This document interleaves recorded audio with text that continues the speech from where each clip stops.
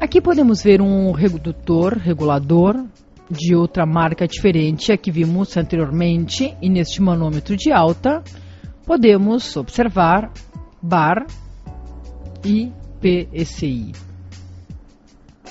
Libras por polegada quadrada, bar ou quilograma por centímetro quadrado e PSI libras por polegada quadrada. O redutor regulador é de origem sueca e é uma empresa multinacional que exporta este material a países onde se trabalha com o sistema métrico decimal ou libras.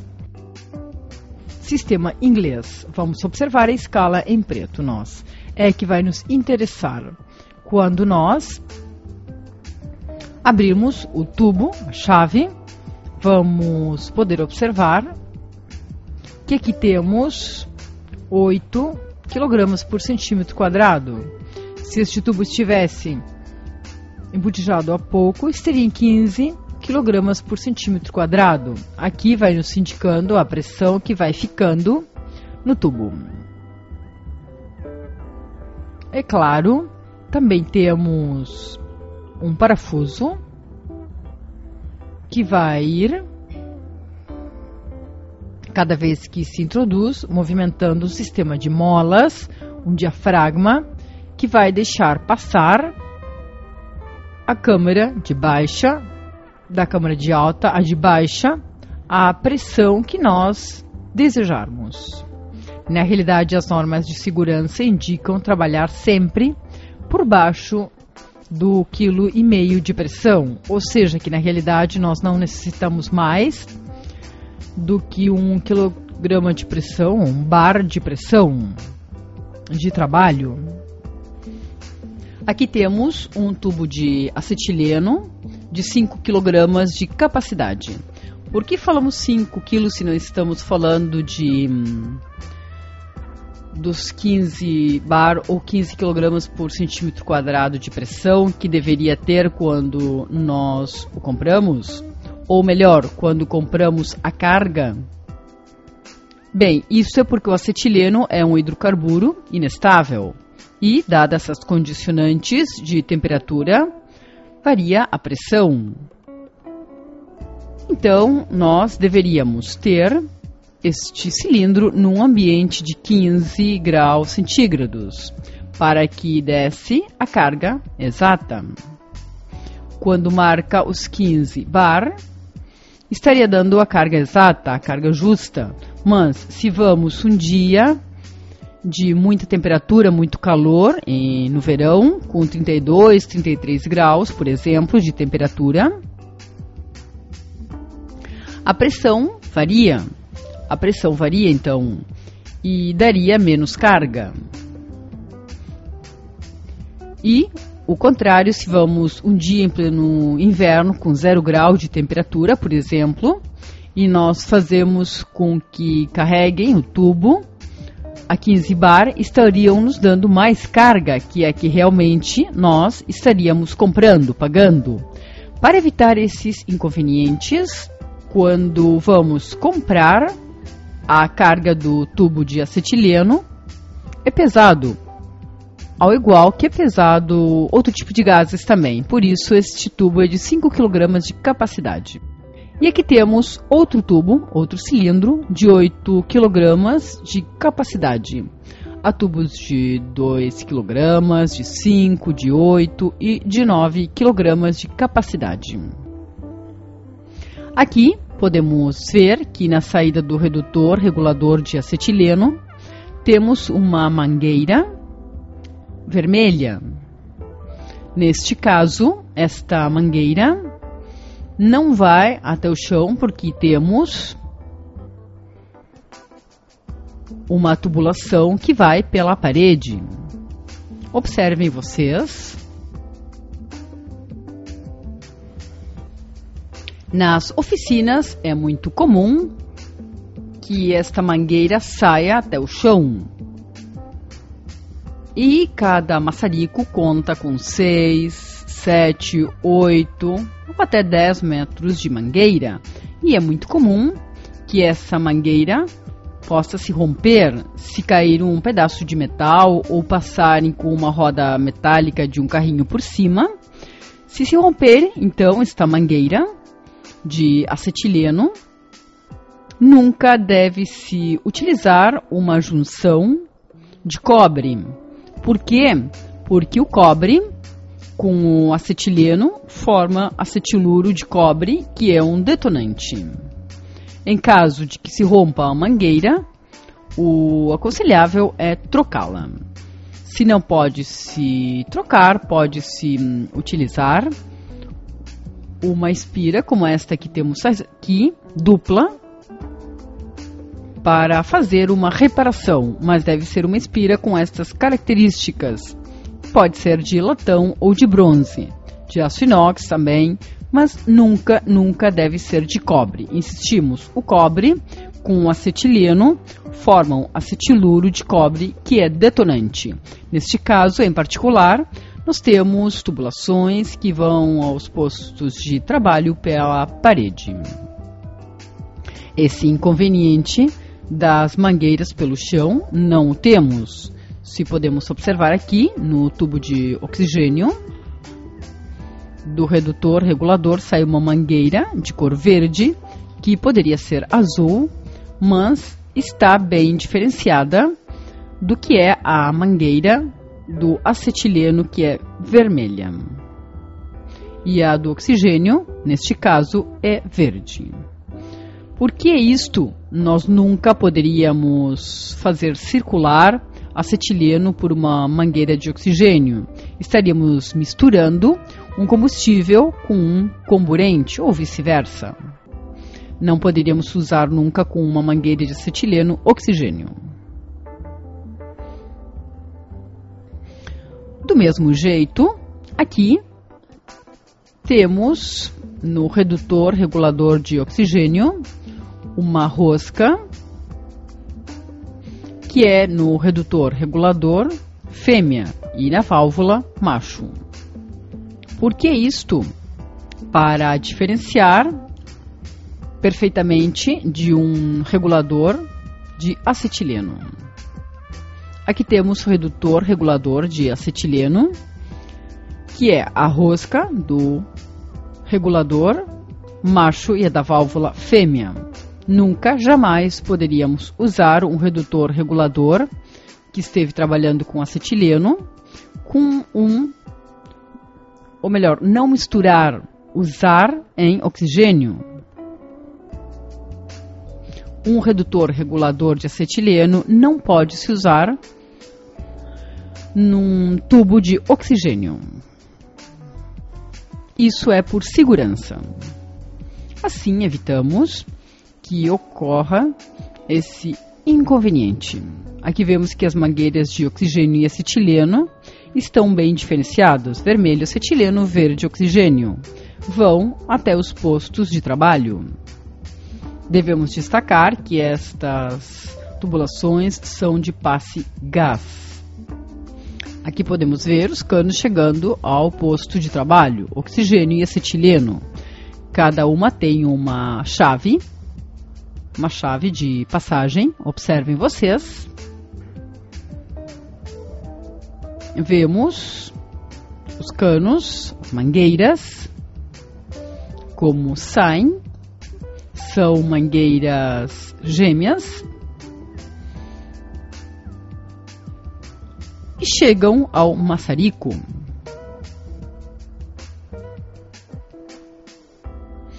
Isto que temos aqui são válvulas anti-retrocesso, anti-retorno. Estas válvulas deixam passar o gás somente num sentido, para evitar qualquer retrocesso de chama, que depois explicaremos mais adiante. Aqui temos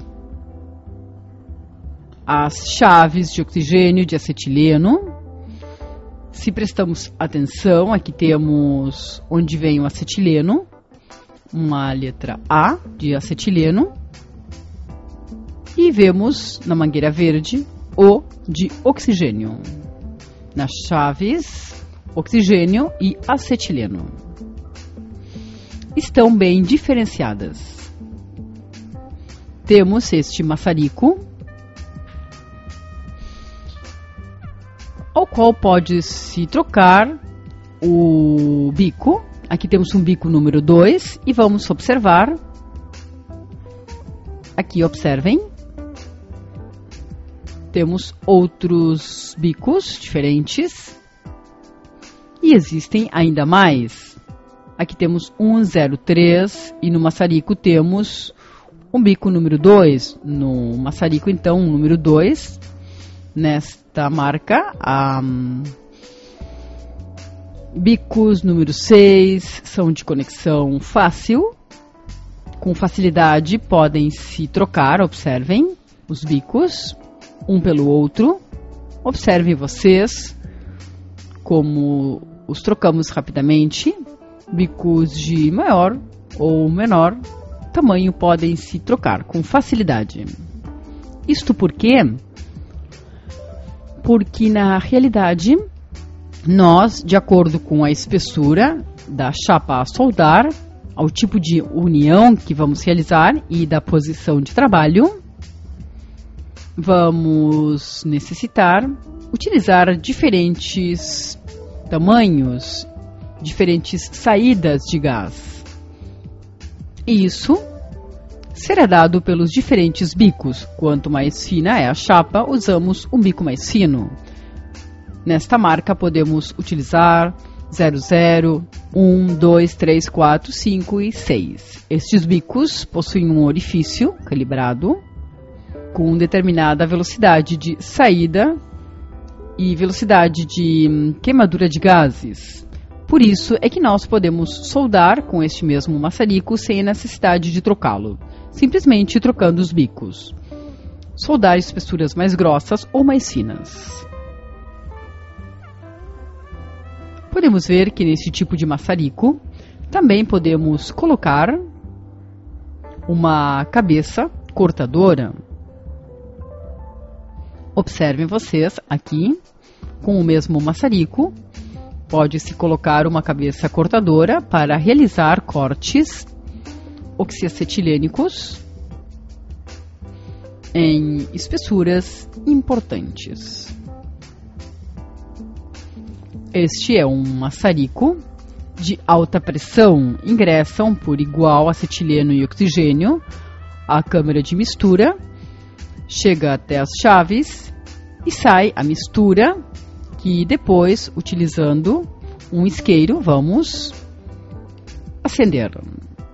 Existem outros maçaricos que são para trabalhar com aparelhos de baixa pressão. Nós temos um aparelho de alta pressão, como o que vimos anteriormente, um tubo de acetileno dissolvido e um tubo de oxigênio. Os maçaricos que se utilizam quando trabalhamos com gasogênios são de baixa pressão, onde ingressa o acetileno em forma lateral e quando passa o oxigênio, a maior pressão, succiona, atua como venturi e leva à câmara de mistura o acetileno.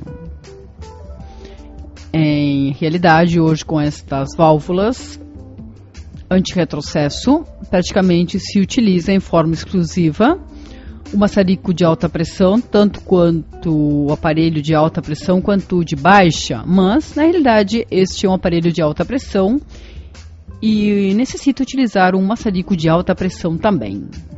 Tínhamos comentado do retrocesso de chama. Bem, se nós regulamos uma chama de acordo ao bico selecionado, neste caso um número 0, acendemos a chama e regulamos uma chama muito suave. Pode acontecer que se altere a velocidade de saída, a velocidade de queimadura comece a aquecer, a esquentar o bico, comece a fazer contra-explosões, falhas. E bem, isso é um anúncio de que algo está mal. Também pode se produzir alguma falha por uma obstrução no orifício de saída dos gases. Nesse caso, se nós temos uma pequena projeção de metal que está obstruindo a saída de gás e temos mal regulado o maçarico, pode-se produzir, como normalmente trabalhamos com menor pressão de acetileno e maior de oxigênio, um retrocesso de chama, coisa neste maçarico que não aconteceria por ter as válvulas anti-retrocesso. Ou seja, que a partir destas válvulas, da mangueira para trás, não poderia se produzir um retrocesso de chama, onde sim é frequente, é nos aparelhos gasogênios de baixa pressão, que nós não podemos manter uma pressão constante de acetileno, coisa que neste maçarico sim, porque o aparelho que temos é de alta pressão e mantém o redutor regulador uma pressão constante. No caso do gasogênio, nós, uma vez que molhamos a pedra de carburo de cálcio com água, começa a liberar gás acetileno, libera certa quantidade de acetileno e logo, quando nós começamos a utilizá-lo, vai diminuindo essa quantidade, essa pressão de acetileno, vai perdendo pressão e de repente estamos com 1 kg, 1,5 kg de pressão, mas quando queremos ver, por ter utilizado, temos 600 gramas, 300 gramas de pressão e ali é quando há maior risco de um retrocesso de chama, porque nós sim mantemos constante a pressão de oxigênio. Mas insistimos neste maçarico, contando com estas válvulas anti-retrocesso, é praticamente impossível que se produza um retrocesso de chama. Devemos falar das diferentes chamas, mas antes queremos mostrar este isqueiro, este faiscador, que vamos utilizar para acender esta chama. Este é o isqueiro que devemos utilizar. Temos este outro tipo de isqueiro também, que não deve se utilizar para acender um maçarico. E também não devem se utilizar nos bolsos, são de alto risco. E como vamos estar trabalhando com uma chama, o risco de que possa explodir é muito alto. O que devemos fazer então para acender a chama oxiacetilênica é abrir uma vez, depois que se regularam as pressões corretamente, é claro, de acetileno e oxigênio, abrimos a chave de passagem das tubulações que vêm pela parede, neste caso, e acendemos abrindo acetileno e logo oxigênio.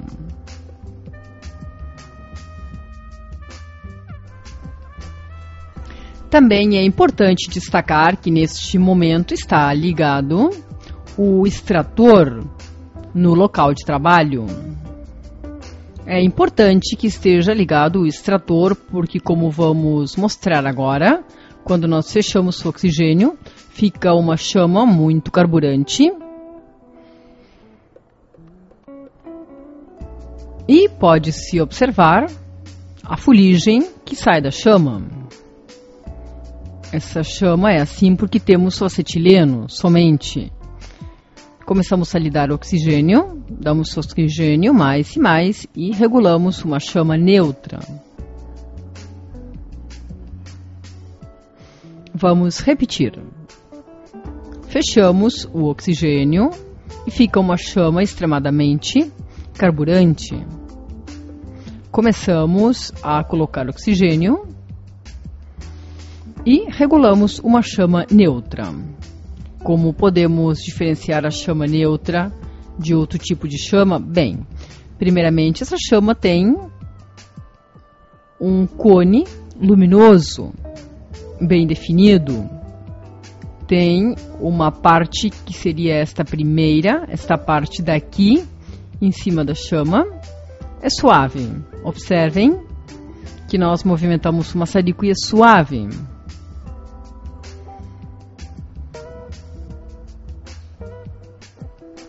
Observe então que a chama é muito suave. O som também é muito suave. Ouçam.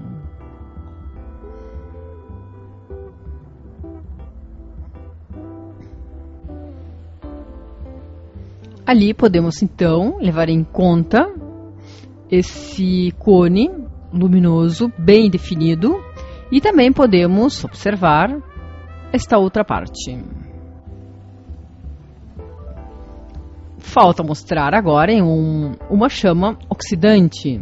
Se aumentamos a quantidade de oxigênio, vamos notar que a chama vai se modificar e vai mudar também o som. Vamos abrir mais o oxigênio. E ali pode-se observar como variou o som da chama. E afinou-se também. Ali pode-se observar que afinou-se, a chama ficou mais rígida e fina e a coloração da chama ficou mais violácea. Vamos aproveitar para mostrar a modificação da chama neutra a oxidante, com o filtro inactínico adequado que se utiliza para soldar. Aqui vemos no exato momento quando se modifica a chama. Observem vocês.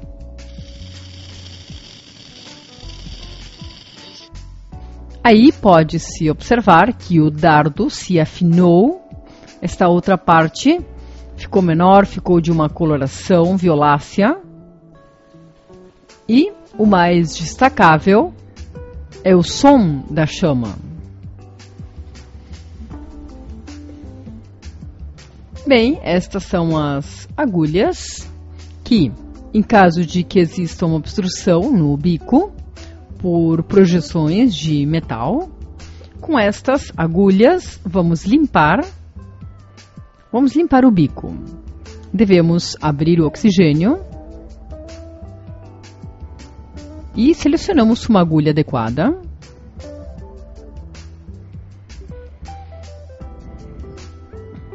E a colocamos assim, desta maneira, eliminando a obstrução. Em caso dessa obstrução continuar, se for muito importante, muito grande, e se aqueceu o bico em excesso, bem, ali poderia ter se alterado a velocidade de saída e de queimadura. E o maçarico pode ter se aquecido até a câmara de mistura. Nesse caso, seria conveniente, com a chave de oxigênio aberta, molhar com água num balde, num recipiente, molhar para diminuir a temperatura. Bem, estes são os acessórios que necessitamos para trabalhar com soldadura oxiacetilênica. Um avental de couro, luvas de couro e os óculos com filtro inactínico, que pode ser de grau 4, 5 ou 6. É claro, dependendo do trabalho que formos realizar. Se vamos trabalhar com dardos pequenos, soldar materiais de espessura fina, não vamos necessitar um filtro de grau 6. Mas, se formos realizar trabalhos com maçarico, cortador, por exemplo, ou inclusive com bicos de um tamanho importante, bem, aí do tipo 4 ou 5, para soldar grandes espessuras, então sim, será necessário um filtro de um grau um pouco maior, como por exemplo o grau 6.